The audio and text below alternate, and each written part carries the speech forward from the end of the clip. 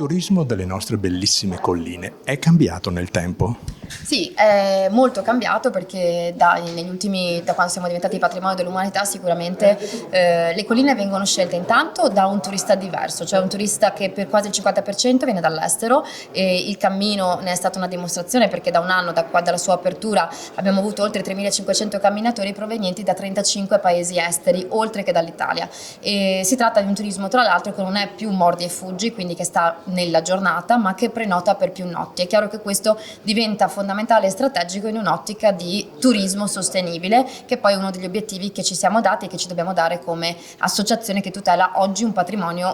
un territorio che è patrimonio dell'umanità. Lo abbiamo visto anche poi nei dati, perché i dati che in assoluto ci confortano di più dei primi 5 mesi dell'anno sono quelli relativi alla destagionalizzazione delle presenze turistiche. Stiamo parlando di quello che era prima il classico turista che viene sulle colline soltanto durante la prima fine di primavera-estate, e adesso invece viene in realtà tutto l'anno, per cui abbiamo avuto marzo con un più 40% di presenze, febbraio con un più 18% e gennaio addirittura con un più 23% rispetto all'anno prima. Questo significa che stiamo lavorando nella direzione di un turista nuovo, un turista di qualità, un turista che spende e che rimane sul territorio per più giornate.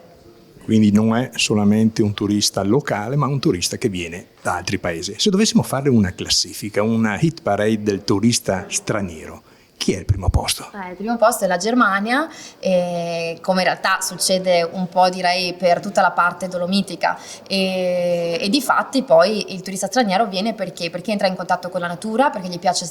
usare la bicicletta, e quindi gli piace fare una vacanza che non è soltanto culturale, è anche culturale e artistica, ma associa poi quello che è il benessere fisico, quindi anche la sportività, che non è per forza quella chiaramente professionale. E proprio basandoci su questa evidenza, cioè la provenienza del turista,